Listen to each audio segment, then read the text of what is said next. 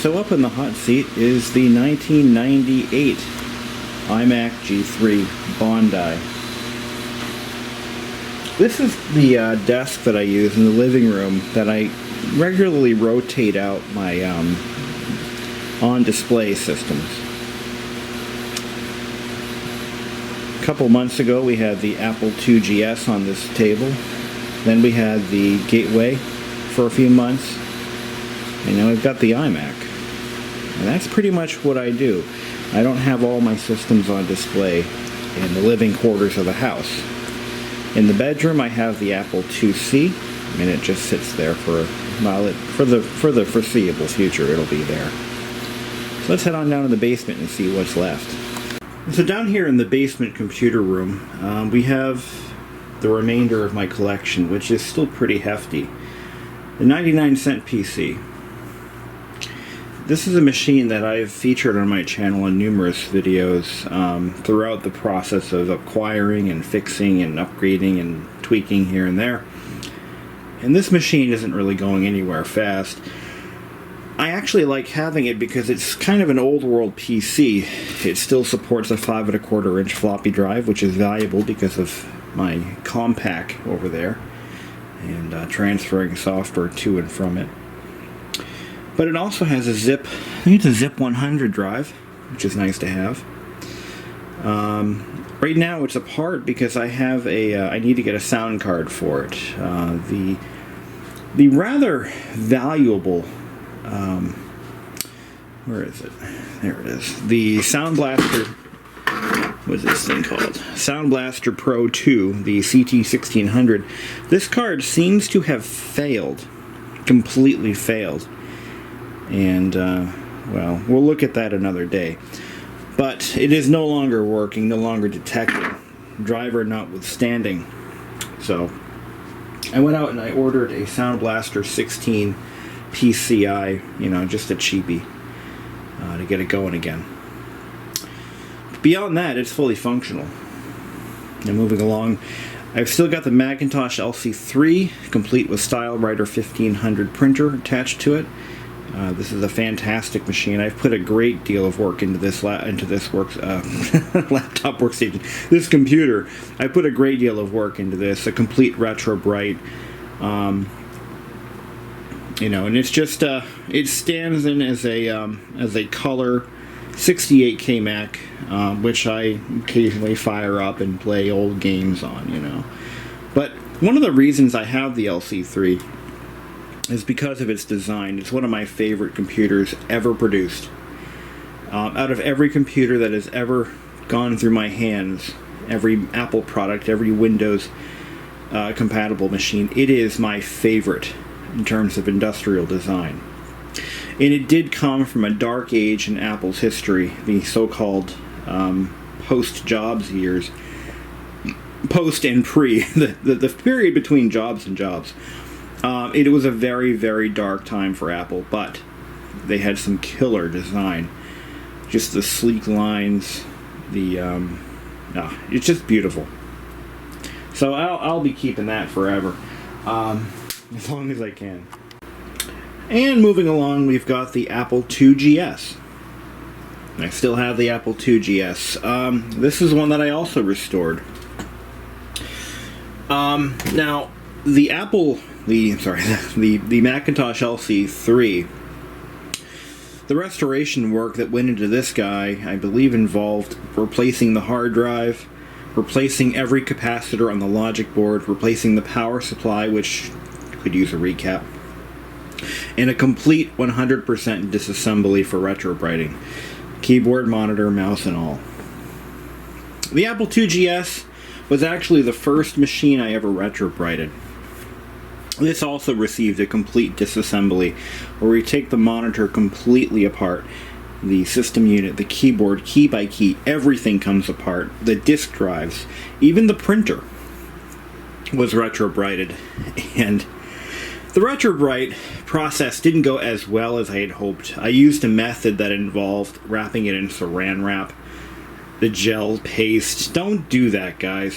What I did differently with the LC3 is I used a liquid solution in a clear plastic tub with direct sun exposure for an entire day, rotating the tub periodically. With the 2GS, I used, the basting method, where you baste it with a gel-like solution made with cornstarch and peroxide, and don't do that. You get a very, very inconsistent, streaky appearance, and I'm going to probably redo this guy with the method that I used for the LC3 at some point. It just hasn't been a priority for me. Internally, this 2GS received a RAM upgrade card. It also received a new clock battery. And I actually went out, and rather than doing the modification that everybody's doing, where they put a replaceable battery holder in there, I said, nuh-uh. I actually went out and I found the original battery style, a new one, but using that has leads soldered to it, and I soldered it onto the board. But this 2GS is, again, fully functional, perfect image off the monitor, good running machine, and I have tons of software for it that I've pulled off the internet and copied to 3.5-inch floppy using a program called ADT Pro. Yes, I used ADT Pro. So that, my friends, is the 2GS, and that's a permanent member of my collection. This machine is worth a considerable, it's probably one of the most valuable machines I own. Worth probably about as much as my 2-year-old ThinkPad in the condition it's in. And it is not for sale, and I don't plan on selling it. But, yeah, it's here. It's not going anywhere. It's home. I don't consider the Dell 3010 to be a piece of collector's. It's not in my collection. It's more of a functional workstation. This is our basement computer. I use this. My girlfriend uses it. It's not really a member of the collection per se. In fact, it might be replaced with a ThinkCenter all-in-one that I might be getting. It's here. It's not going anywhere soon. But it may be. Yeah, I guess I misphrased that. It may be going away soon. This one actually has the 4 terabyte hard drive and a 256 gigabyte solid state, which makes it about as fast as my brand new ThinkPad. That's 2 years old now. The ThinkPad I ordered it with a hard drive with the expectation I was going to put a solid state disk in it, but I never did. So this is actually quite quick for what it is. This is it's about 8 years old now, actually. This is an older i5 based machine. I think it's from 2011, 2012. So it's getting up there in years, but it's still a good running machine. I did my last live feed on it, as a matter of fact. And next to that, we've got the G5 iMac. The G5 iMac, I made 1 or 2 videos on it previously. This one I upgraded the RAM, and I did I think I put a bigger hard drive in it at one point. This machine was once owned by my former boss, and I was the one who told him to bring it to the Apple store. Before I was Apple certified, I couldn't do any authorized repairs, and I did the research, and I found that it needed a logic board, and that Apple, he was just at the cusp of the end of an extended service plan that Apple had initiated for these, and this machine, it got a free logic board replacement just before he retired it. So anyway, it ended up in my hands because he was going to get rid of it just about a year or 2 ago, and I said, I'll take that off your hands. But it's in mint condition.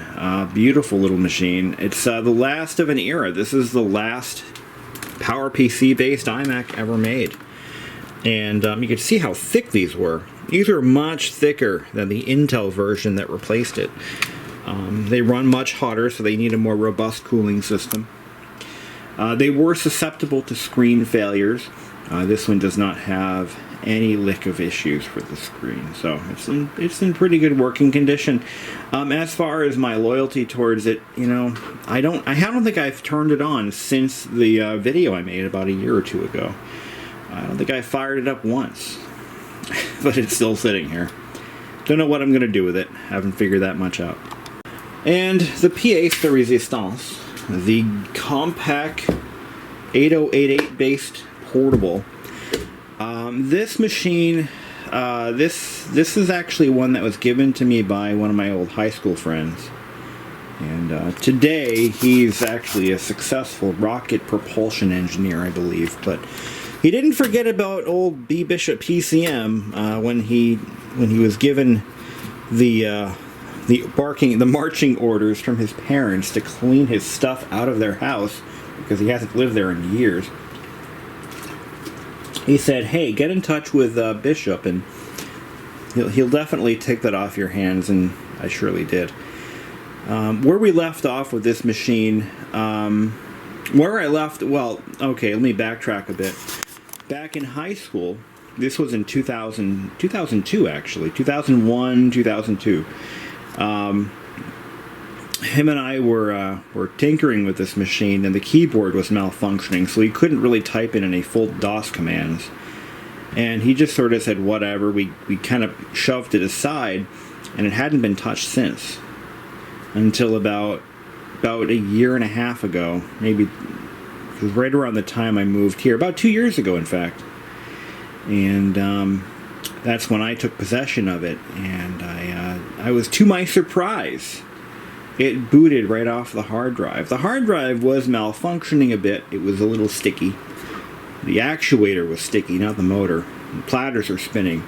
But the actuator would stick against its stop, and the keyboard was still shithouse.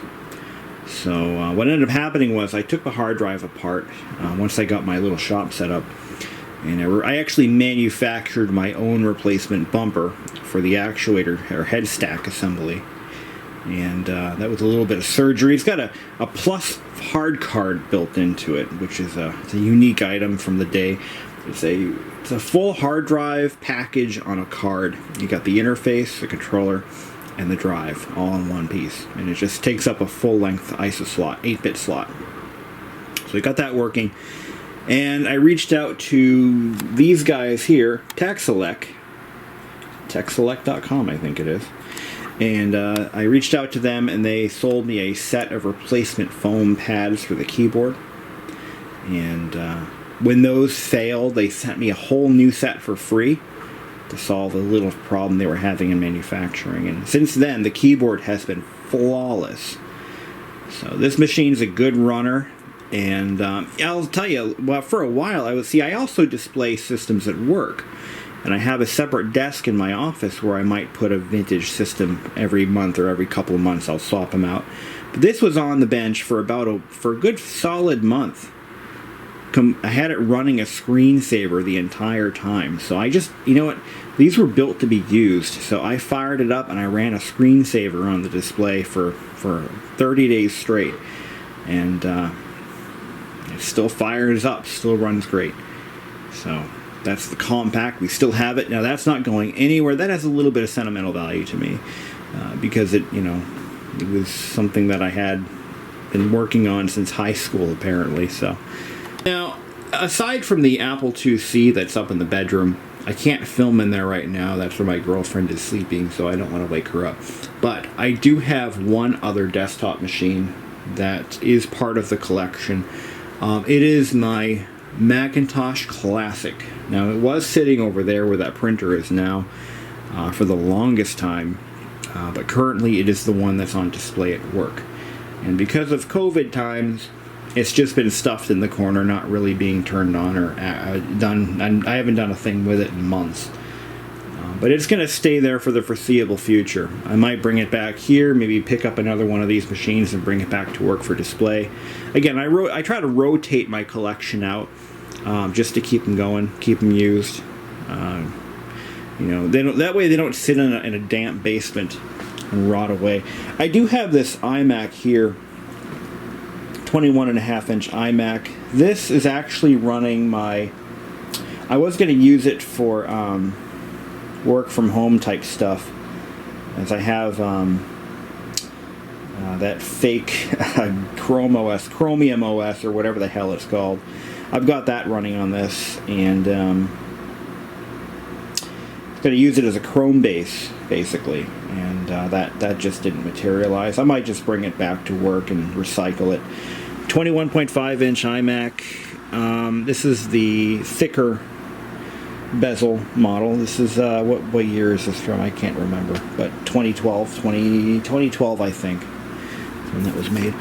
Now what I have here is actually the bench seat for my father's pickup truck that he's restoring. I reupholstered it for him, and he had enough to deal with, so he needed a hand getting that done. So I said, sure, bring it down to the house, I'll get it done for you, and I did.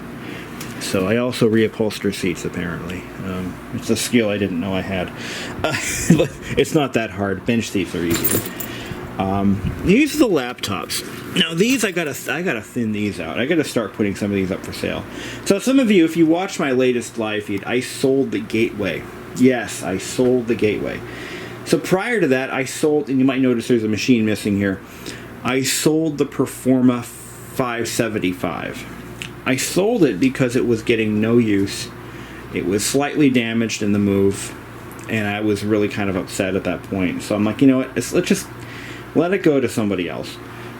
I got a good chunk of change for it. I think I got $100. But local pickup, you know, I could have gotten more if I put it on eBay, but the odds of it making it to its destination unharmed were slim to none. I had it put up for about $150, and eventually some local kid offered me $100, and I said, you know what, come and get it. It's just not doing me any good sitting here. The Gateway, which was I sold the complete desktop package, monitor, keyboard, mouse, all the Gateway stuff I had. I sold the Altec Lansing speakers that I really loved. That was a fluke on my part because I had them in the picture when I took it, and I didn't want to go back and say, oh, those weren't part of the deal. I said, you know what? The kid who wanted it, he wanted to play vintage games on a vintage machine, and I absolutely was so happy to hear that, because so many, and it was a kid, you know, probably 17, 18-year-old kid. But so many people today are like, well, just use a VM. You know, why use a vintage machine? Use a VM. So when I hear somebody say they want to play their old games on an actual vintage PC with vintage hardware, the mechanical spinning hard drive, it makes me all warm and fuzzy inside. So I said, you know what? You can have the speakers too. Just get them out of here. So $150, full asking price. He did not try to get me down on the price on that. So I thought that was a pretty good price for a local pickup, quick sale kind of thing. Sold in 3 days. So, just trying to make some room, you know, just trying to clean house. We've got so much junk down here. So let's take a look at what we have for laptops. I'm not going to pull these out of their cases. You can actually search the names of these laptops in my video list, and you'll find the full video. But there's one I'm going to pull out because we actually haven't fired it up in a little while, and I want to make sure it still runs. So what we have here, we've got a Toshiba 1100 CS, or 110 CS. That is a Pentium class machine. I believe it's a Pentium 133 or a 166 or something like that. Over here, we've got an iBook G4. That one is in really good shape. Totally dead battery, though, unfortunately. It was good when I got it, and now it's gone. Over here, we've got an IBM 760XL, which we're gonna play with that at the end of this video. That'll be fun. We're gonna take a look and see how that's aging. What else we got here? I don't have much room to. I don't know what's in this one. What's the tag say? Does it have a tag on it? There's no tag. It's a nice Brenthaven case. Oh, this is the black sheep of the family. This is the iBook Gee. The iBook, first gen iBook, black. Yeah, that's the black first generation iBook. The Compaq LTE 5280. I can't get rid of that one. Let's see, I'm going to try to find one to sell. I'm going to put one on Facebook Marketplace. I've stopped doing eBay and Craigslist. There's just not enough. Just too much hassle. This is a 17-inch iBook, 17-inch MacBook Pro Intel. That's what that is. That's the first generation MacBook Pro, top spec. Got an iBook G3. This one is the first gen iBook G3. I've got a ThinkPad 355C, which is running Windows 3.1. What's this guy? I tagged these. That was the smartest thing I ever did. But I didn't always follow up and re-tag them. I think that one's a PowerBook 170. Be interesting to see if that still runs. Let's see what's in this. No, that is... This looks like the Averitech. But the tag is missing. What's on this side? Oh, here we go. These, I love these old Targus cases. They were like double-sided. Yeah, that's the Averitech Pentium 4. I still have that. I did a whole video on that one. A whole 2 videos, I think, back in the day. One of these, it's this one. Oops. One of these guys is going to have... I wish my dad would get this freaking seat out of here. PowerBook 170. I want to see that one. I want to see it run. So why don't we do this? We're going to fire up the 170 first. Then we're going to fire up the old IBM. And there's one more back here, and I'll put these back later. This one is PowerBook G4. But I don't think that's what's in here. I think it's got something else. Because I think I got rid of the PowerBook G4. Pretty sure I did. So let's take a look at what we pulled out of here. Now, for those of you just joining us, this PowerBook 170, whoa, hasn't been touched in a long time. This machine is one of the oldest, you rephrase that. I've had this laptop since 2006. And as a matter of fact, as soon as I plug this thing in, oh, there it is. It's going to probably turn itself on. This laptop has undergone a complete restoration at least once. Shortly after I got it, I found a guy who was selling brand new old stock display housings. The display housing on this, the display housings on this model were one of the most common problems. They were the Achilles heel of the entire generation of 100 series PowerBooks.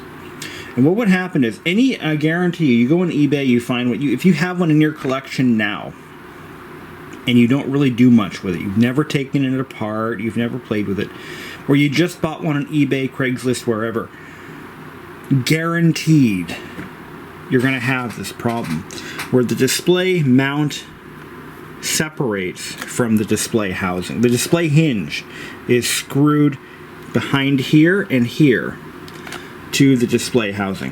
And what happens is those brass inserts that are molded into the plastic, they break off. And the only fix, the only legitimate fix, is to replace the housing. That's the rear cover. This one has a brand new, new old stock housing on it. So that is why I put so much effort into it. What's happening though is over time the rubber components are starting to melt. And these bumpers are starting to get a little tacky. And that's why it was so hard to open. Let's see if she still turns on. Oh, one other problem with these laptops. If you buy one and it doesn't turn on, or it turns on and turns off, pull the battery out. Because sometimes, let's See, this one I already pulled it out completely. What happens with these laptops is the batteries, eventually, they become dead short circuits, and as the cells degrade to the point of no return. So it creates a short circuit on the charging side, and will not allow the machine to turn on. You can still get these packs rebuilt, but don't bother buying one from eBay or whatever, because you're going to get old cells and you're going to get junk. You're going to have the same problem you had, you know, with a 30-year-old battery. So let's see if it turns on. So this one received a new display housing. It's not hard drive. Uh-oh. Uh-oh. There it goes. Listen to that thing. Oh, listen to that heartbeat. Ha ha ha ha. So, these 170s, 160s, 150s, 140s, they all have SCSI hard drives in them. Okay? And the problem with these is when the drives go bad, there's no fixing them. There's nothing you can replace it with, except for, if you're lucky, you can still get a SCSI to CF or whatever the hell they are. Basically, it's a replacement drive. It uses a CF card, a Compaq flash card, as a replacement for the mechanical drive. And that's the only fix for these, because most of these drives, and I have a secret stash of these for my own laptops as they break. I only have a couple that still work, but this one fired right up. Now this laptop I haven't turned on. Oh my god, I don't remember when the last time I turned this thing on. It's been years. Possibly years. I try to fire these up once every couple months or so, but it doesn't always happen. But this one has I put a new clock battery in this, which mounts underneath here. And it's due for another one. The clock battery is already dead, I'm sure. But this one has a 200 megabyte drive that I scoffed out of a, I believe it came out of a PowerBook Duo, as a matter of fact. Yeah, it's got at least a 200 meg drive in there. Maybe. 151 megs available. 151 plus 80, that's, yeah, a little over 200. But this machine I've had in my possession since 2006. It's 2020 now, you do the math. It's been a wild ride. I've had to replace a lot of parts on this machine. I believe I replaced the trackball assembly once. I replaced the keyboard once. And these keyboards, now, these use a rubber dome, I believe. And over time, those rubber domes can begin to change in consistency, and they don't really snap back like they're supposed to. But this one seems to work okay. These keys feel a little bit spongy, but that's actually quite normal. The biggest problem with the 170s particularly is the active matrix black and white display. What happens to these is they begin, as they age, they begin to take on moisture. And over time, if you display a very dark image, what can happen is you start to see a dark shadow appear around the edge. Now, I've been told that there's a solution for that, and that's you have to place the display in like a packet of desiccant to get all the moisture drawn out, and then you coat the edges of the display with some form of sealant. I haven't tried this, but it might make for some interesting content in a future video. But what you do is you get a whole bunch of desiccants, that's the silica gel, and you put it into a sealed bag with the display in it. And yeah, these don't have contrast, by the way. No, there's no contrast controls on these. You use this little slider here for brightness, but that's it. There's no contrast on the active matrix displays. What does this thing have for RAM? I think I upgraded this one too. Yeah, it's got 8 megs, and the rest of that is virtual RAM. So She's a good running machine, always has been good to me. I want to get, I have a couple of battery packs. In fact, I've got an extra battery case right there for this thing. And I want to get 1 or 2 of those battery packs rebuilt. I still have a few kicking around down there too. I'm going to bring one to Batteries Plus and see if they can do it for me. Because I think it would be nice to have a working battery for this guy. Batteries, by the way, they're critical for ballast. If you're going to use the machine, so they do help for ballast purposes. So let's shut her down and let's go to our next one that we want to watch, see how it runs.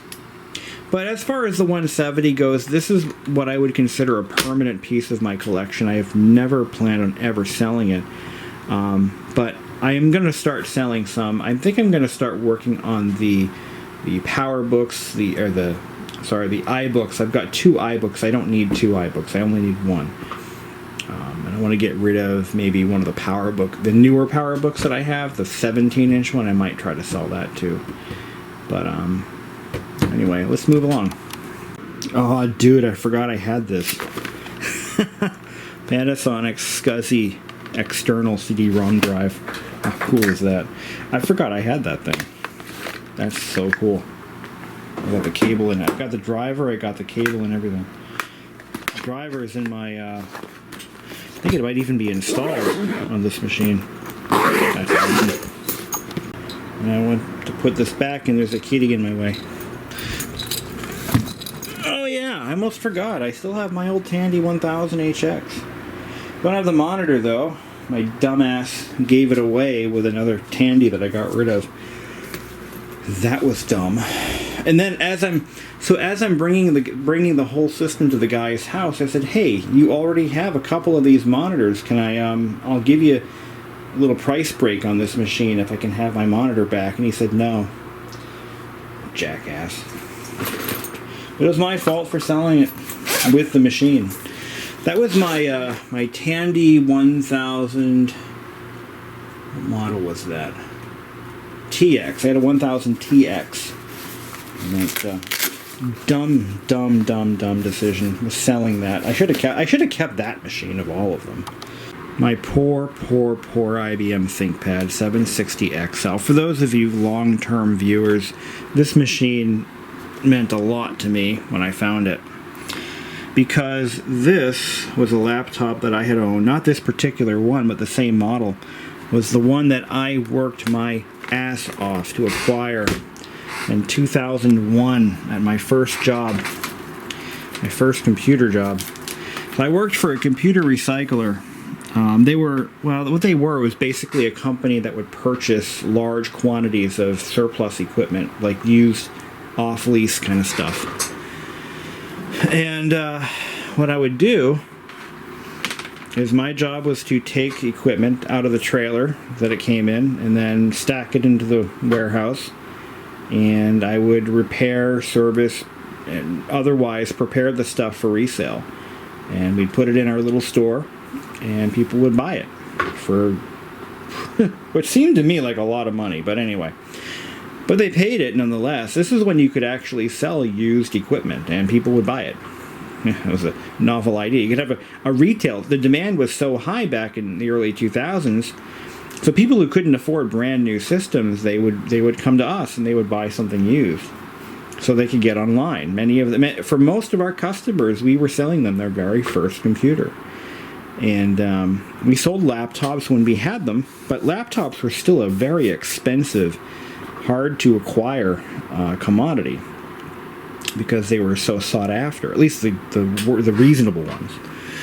And we got a pallet load of these IBM ThinkPad 760XLs, and they were all in pretty rough shape. They came from an insurance company. They were for their traveling sales fleet. And, well, I said, hey, I'd like to buy a laptop, but I can't afford one of these nice ones. But why don't I do this? I'll take from that pile of laptops, I'll build myself one, and you price it, and I'll pay you for it out of my paycheck. And so the manager agreed. He said, yeah, that sounds like a great idea. So I did. I built my own laptop. And I took a screen from one, a keyboard from another, a logic board from this one, and I had a nice 760 XL. And this was in, again, 2002. These machines were built in 97. And so I had a pretty decent little machine for a kid, for a high school kid. And it cost me $450 when it was all said and done. Because remember, I was on the clock when I was refurbishing it. So I got paid for refurbishing it. And but it took me a while to pay that sucker off, because I was also rebuilding a car at the same time, and he sold it to me on credit, and I thought that was very cool of him.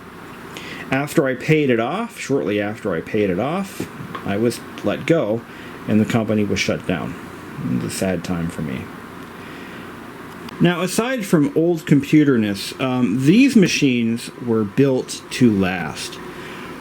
The problem is, as they approach 20, 25 years of age, some of the materials, the choices that IBM made, turn out to be quite poor, because this laptop has a rubberized, soft touch material coating the entire machine. And what happens over time is this material disintegrates. It just disintegrates. It all by its lonesome. And what I have to do is, every time I pull this thing out of the case, I have to kind of buff it, because it gets sticky. And it's not because I'm cleaning it that's doing it. It's don't be a smartass. The rubber is like, it's just self-destructing, and that's why I call this my very, very unfortunate IBM 760. But you know, it's not for a lack of trying. I'm trying to preserve this machine as much as I can. Unfortunately, it looks like the battery is toast, so I'm not getting a battery charge indicator. So it's creating a large draw probably on the charging circuit, so that's not a good thing. So the battery will have to be pulled and rebuilt. Let's see if she turns on. I haven't, oh, there it goes. Yeah, it wants to live. So let's get this off. Oh, the brightness is, yeah. The screen still looks good. We've got 81 megs of RAM. Fires right up. I did not get a dead battery warning. That's pretty cool. Usually you're going to get, on an IBM, you're going to get a dead clock battery warning. She's running Windows 98. I've got the optional CD drive modules for it.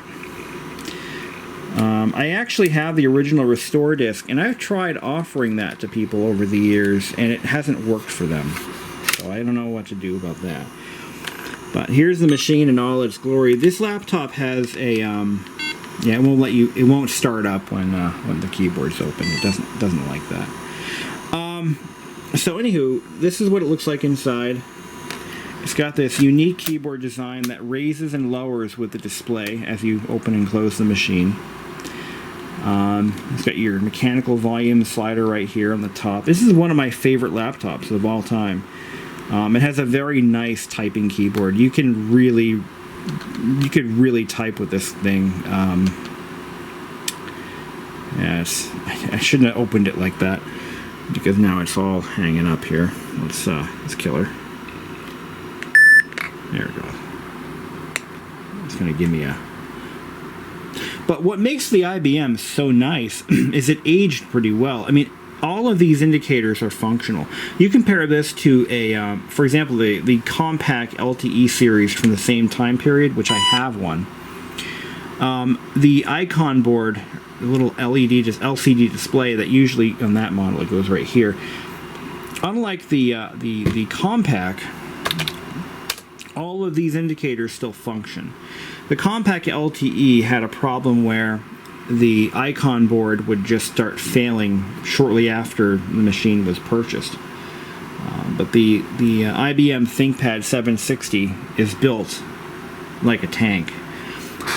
This is the predecessor, by the way, to your modern IBM Lenovo ThinkPad T series. This is the great granddaddy of the T series. This model has actually seen action on the International Space Station. It's a very well-made machine. Probably one of the best laptops you could buy for any price in 1997. It even still has its fuzzy little pointing device here. I'm not feeling it right now. It looks like it doesn't want to work for us, but we'll give it a minute. She's been sitting for a long time, so I'm going to give it a moment to come to terms with firing up here. But again, you know, these machines are getting older by the minute. Oh, there it goes. There it goes. They're getting older and older by the minute, and they're developing problems as they get older, and that's just aging componentry, aging capacitors. You know, it's just an unfortunate reality of vintage computer ownership. You can see that the internal battery is not showing up, so that's not great. You know, that's not a great thing, but it is what it is. I don't know why my speaker icon is flashing at me. I don't know what that means. Never had that happen before. But 11:51 p.m. That is actually correct. You've got to be shitting me.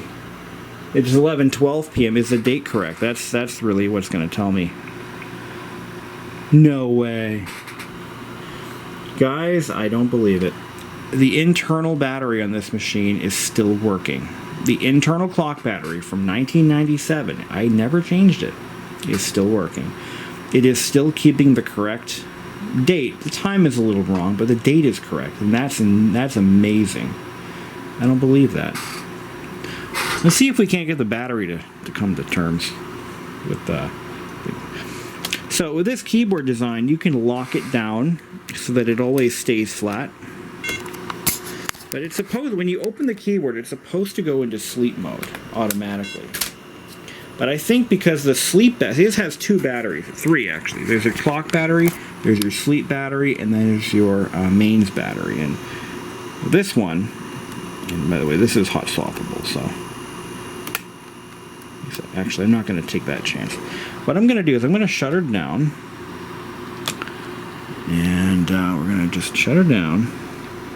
I'm going to pull the battery and see if I can get the charge indicator to come up.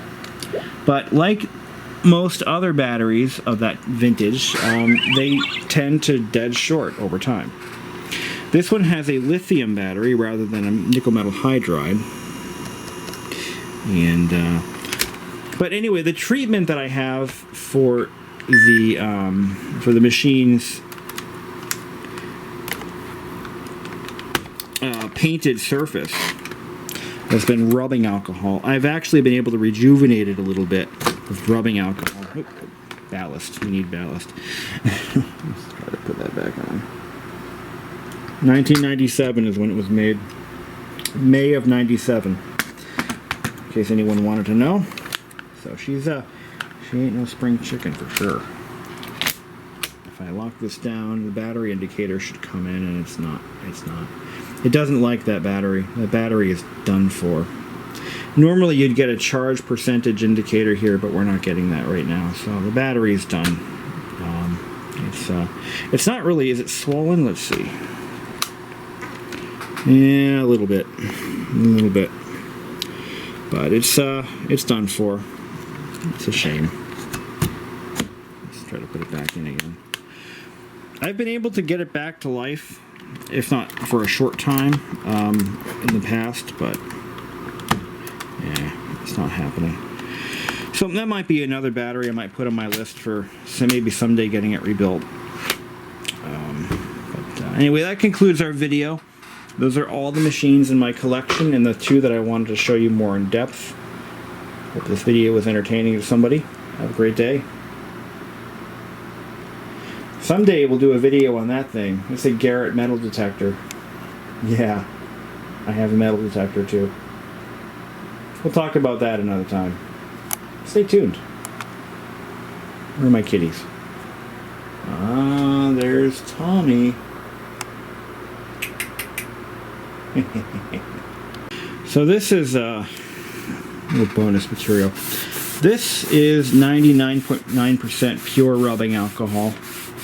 And what we're doing here is we're removing some of the oxidized rubber from the surface and drying it out. We're basically drying it out. And that restores the matte finish back to it. and it makes it less tacky. Whether this is harming it more so in the long term, there doesn't seem to be a clear answer on what to do with these. Repainting is not really an option. It's just kind of a would be nice kind of thing. I mean, these laptops are hard enough to get apart, but repainting them or recoding them just does not seem to be a viable option.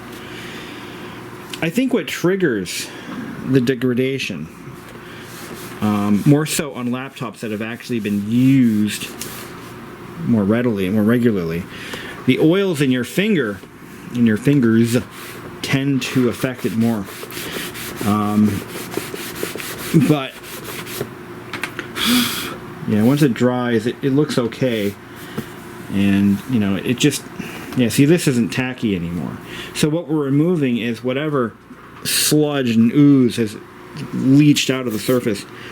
For those of you who own these laptops, if anybody's watching, I'd love to hear some recommendations if anybody has any. But what's even more worrisome is this soft touch material is being used more increasingly on modern stuff. Remote controls, automotive interiors. Volkswagen and Audi have been using it for years, and it does not hold up over time. My 2017 Hyundai Santa Fe actually has the same soft touch material on some of the controls inside the car, and they're already starting to feel a little gummy. And the car is only 3 years old, which is kind of worrisome. This is something that is only nice when it's new. The day it's made. The day you drive the car or off the showroom floor, the day you pick the computer up from the out of the box. This soft touch shit is nice. It looks nice, it feels nice,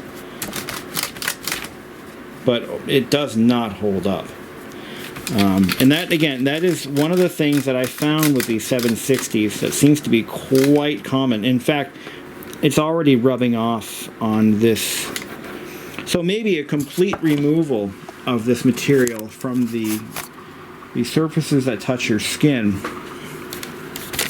like this, kind of buff it off, might be the only solution to further longevity. See, this is unsalvageable, this stuff here.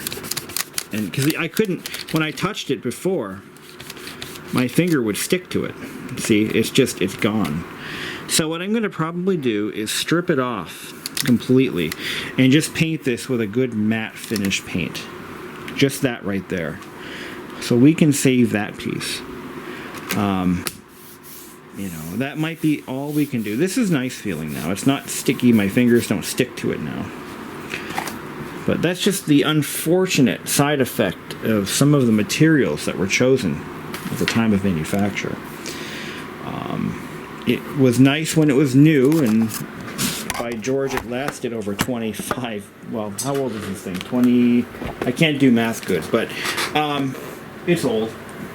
It's older than dirt. Well beyond its expected lifespan, for sure. So I don't fault IBM for that. But, I think the worst of it, though, is, again, see, this looks okay now. Feels nice. The worst of it, though, like I said, is on that damn wrist pad. And there seems to be nothing I can do short of stripping and sanding it, not sanding it, but stripping and painting it, which might be an option for us. Another thing is this, so they used, foolishly, they used a full width pad designed to grip to your knees if you're like in an airplane or on an airplane tray or whatever. This is a foam pad, and you can see as I touch it with my fingers, it's like memory foam. It's not supposed to be like that, because when I had mine, it was only a couple years old, and it did not do that. So again, this material is just degrading at an astronomical rate. Now the rubbing alcohol, some of you are cringing. I know what you're thinking. But believe me, it's dead. You know, it's just totally dead. I'm open to ideas as to how I can maybe salvage this. Spray painting is probably the best bet, but I'd have to strip off all of this material. You know. That's the uphill battle of collecting computers, is that unlike radio collectors, for example, you know, you've got a wood radio, right? All wooden chassis, or all wooden cabinet. You can restore that to as new condition. It can be done. But if you're collecting something like this, what do? You can't buy this paint, and why would you want to? But yeah, that's just how it is. You know, these machines are aging, just like their owners. And nothing lasts forever, and maybe that's a good thing. But this right here, yeah, this is really starting to flake. Actually, you can see where there's bare plastic right here. Doesn't look so bad. Just a nice little satin finish. That might be, yeah, taking this piece off, and I could strip this off and reveal just the nice matte plastic below and leave it that way. No one would know the difference. So, get the battery rebuilt. I have all the accessories. I've got the floppy drive. I've got the external floppy drive dock, which is cool. I've got 2 power supplies for this thing. You know, don't worry. I'm not going to let this one go. We'll bring her back to life. I've already saved this machine once. I'll save it again. I didn't tell you that story? Well, if you're still watching, I'll tell you. A couple years ago, I had this machine sitting on my coffee table back in the condo. And I was enjoying a nice cold, I think it was ginger ale. And I accidentally knocked the can over, which spilled ginger ale all into the machine on this side. At that point, I'm like, okay, well, it's done. It's all over. I had just bought this machine. But that wasn't the case. I took it completely apart. I cleaned the logic board. I put it all back together again. It was fine. So, anyway, to die another day. This is too tacky. Yeah, you can't. This is not going to last. Don't worry. I've got an ace up my sleeve. We'll fix it later in another video. Have a great day.